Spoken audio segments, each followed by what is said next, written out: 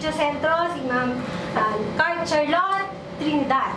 Ako po si Charlotte Trinidad, representative po ng Centro. Bali, ang ginawa ko po is po na express po. Bali, ang ginamit ko po si dito si San Marino, saka medyo binigyan ko po siya ng konting anghang. At saka ang ginamit ko rin po na mayo is best food po, para medyo po may konting. Ay, may video. May video. Sorry, wait lang. Ay, may natanggal na ano.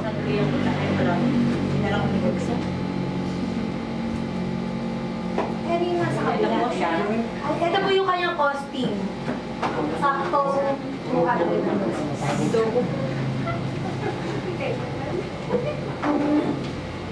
Ma'am Dirty, wala po sa ibang barangay niya. Only here. Yes, tama. Bali, po. Bali, inano ko muna po siya ulit para mabawasan po ng konting words po siya. Para hindi ko masyadong bigyan po rin po siya ng konting salt.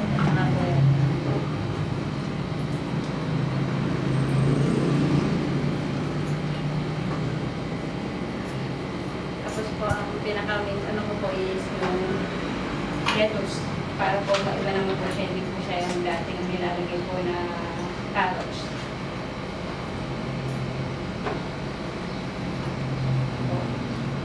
Sana po mag-stop. Ipa-serve mo na ate.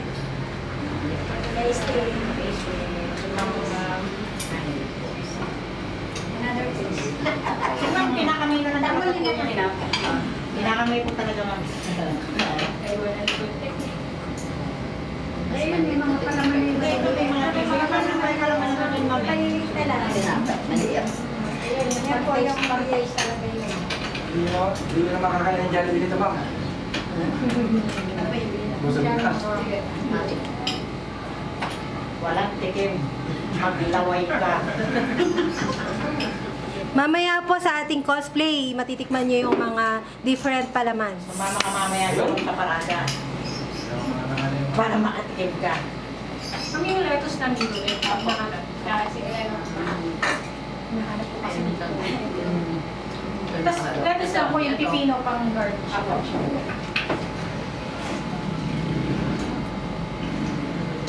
May sandwich ka na, may pulutan ka pa. Pasisig siya.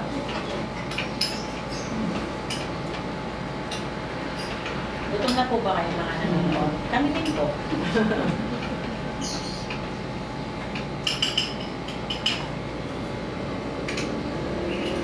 Sa video, nagigigil ang gumagawa. Natataranta lang. Oo, Mga gaano katagal siyang ginagawa? Sipit po yung nasa iba. Parang garnish lang po siya. Pero wala po siya dun sa Yung ginamit niya po yung ako. Isang maanghang po ako. Isang San Marino po. San Marino Bitumbay. Parang naman takot sa amin sa mga girl. Hindi ako sanay. Pero, ano siya, may lang siya po. Pero kung siguro para sa bata, siguro dapat may variety. Kung sakaling i-market siya, dapat may variety. Spicy flavor, saka isang ordinary. Spicy, isa hindi. Pero ano po, okay naman siya. Parang tama sa mga girl. Hindi naman, kung sakali lang po, hindi ko naman sabi yan. Kaya lang po kasi diba, yun na. Pwede siyang may variety agad. Isang plain lang, isang spicy. Tapos siguro po pa, ano na lang. Ako medyo nagdadryan lang po ng konti. No po. Dry po siya kasi ano, Hindi na po siya inalo kasi baka po may magtulog. pag nakita niyo po kasi sa tinapay, dry na po siya, no? Hindi na po siya, ano, lalo na pag matagal na siya nakapalaman, parang sinisip-sip po lahat ng tinapay yung, ano, yung pinaka sauce niya or Kasi kinapas niya na yun. yun na po, tinanggal na talaga po yun. Tapos sa akin lang po, konting lang siguro. Pag, yun nga, pag nag-variety, yung sakali, yung sibuyas din po, huwag masyadong madami. Kasi nalalasahan din siya ng, kung baka yung kakain, malalasahan din yung sibuyas. Pero, Kainin. Ano, sorry po. Ayun nga po, ma'am. Katulad po dito po sa tinapay, sa example niyo po din itong ginawa, bali po, halos wala na din po siyang makitang puno na nasisipsip po talaga. Kaya na po, dagdagan nyo na lang po siguro din ng Hindi ako lang po tayo. Hindi natin select na po yung unang stereotype. Ako po. Sa akin, sa plating, ulit tayo sa appearance. For the victim, sakto siya sa 200 budget na binigay mo po. So, pasok naman po siya. Healthy, of course, healthy to dahil tuna. Dun sa comment ni ma'am, hindi rin ako sa chili, but okay lang siya. Kumbaga, kaya pa sakto. Pero pag sa bata, siguro nga yung suggestion ni ma'am, dalawang variety. But then, marketable, I guess, marketable. Kasi meron naman din nag-exist na tuna spread. Kaya lang siguro, kasi kanina pa na-prepare, so medyo na talaga. But then, overall, good siya. Okay. Thank you. Ma'am, dahil po lang, pwede bang ganito? Gusto niya kasi makatayo. Madam, please. Entry number 3 from Sitio Maube po, si Mr. Ricardo Talavera. Kanya pong entry ay hindi na magpakilala. Ganda po. Kasi lalo talaga. Ang entry po ng Coco Jam. Ang Coco Jam po na ito ay with kalabasa. Wow. Ngayon lang po nagkaroon ng ganyan siguro kung mapapansin. Pero marami kasi po itong variety. Pwede po natin lagyan ng peanuts. Pwede po na meron siyang kamit. O pwede po lagyan ng laka. Depende po sa gusto nyo i-benta sa natin. At ang ano po, itong coconut po ay isa sa pinaka-sikat po na prutas na po doon. Na siya po isang maraming minerals po na ginagamit na We are not the worst brand. mapapalot po. At saka po yung kalabasa. Eh, nakalive naman ako, friend ko siya. Tanong din na lang po natin.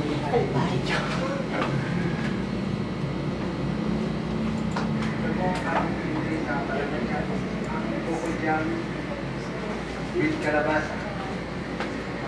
Kasi tayo magluto.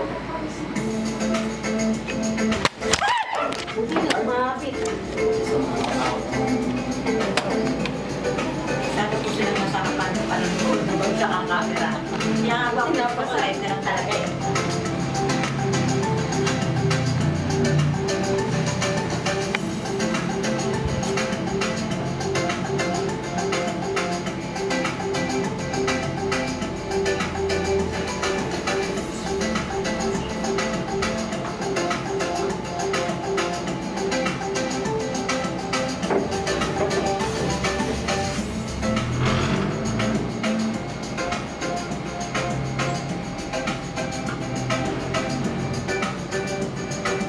Tinitingnan po natin yung thickness na Coco Jam bago po natin. Kikil-kikil sa pagkakalat siguro. Chef ko lang nila. Nakapasko. Tumingin na pala, niluluto pa na. Ako na tuloy siya pa. Tingin niyo, paano gumagal? Oh, grabe na. Approved. Yung costing, magkano po yun ako? 200 po. Sakto. Kung 200 niya po, ito na po siya. Hindi, meron pa po siyang kasama po. Isang na po. Ito po kanyang costing. Ang sarili ko sa mga iwan.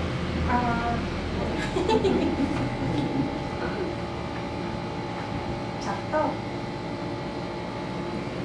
Dahil may gara po na yan, 250 na ano po. Kapag may garap po na talaga, nagmamahal na siya. Tsaka kasi mahirap pinag-approve. Tsaka hindi may kalabasa daw po. Ang birthday ako nahirapan sa'yo. Kasi haluin ko talaga yung pinakalabasa.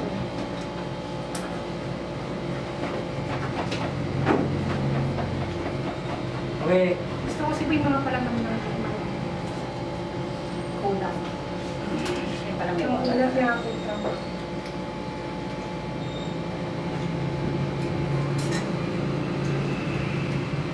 Nakalater tayo, pero may magsisip. Uy, matuto kayo.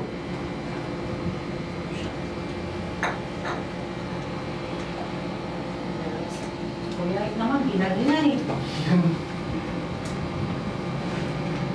Kagawa, tumingin ka. Yun, nasa dapat ko na ako. Hindi ko pa yung ano Dati kalabasa. na po kayong naggagawa nito.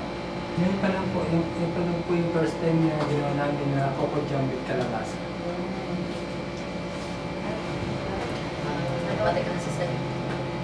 Yung kalabasan, hindi masyado siyang nalalasahan po. Pero yung texture andun. Texture po ng kalabasa. Tapos, ako kasi po aling medyo sa, sa tamis.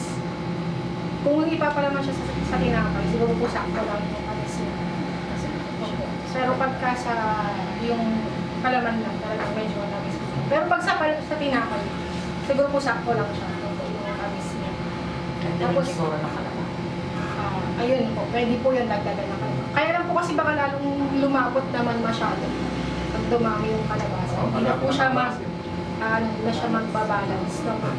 Pero okay lang naman po siya. Tapos po yung, katulad ng sinabi niyo, kung sakaling magmamarket ulit tayo, yung variety din.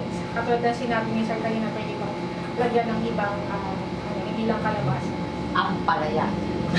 Try po natin yung next time. Unang-una po kayo titikim ako. Kaya lang kailangan nakikita yung ampalaya. Ang palaya, Coco Jam. Yun lang po yung taras. Bigger.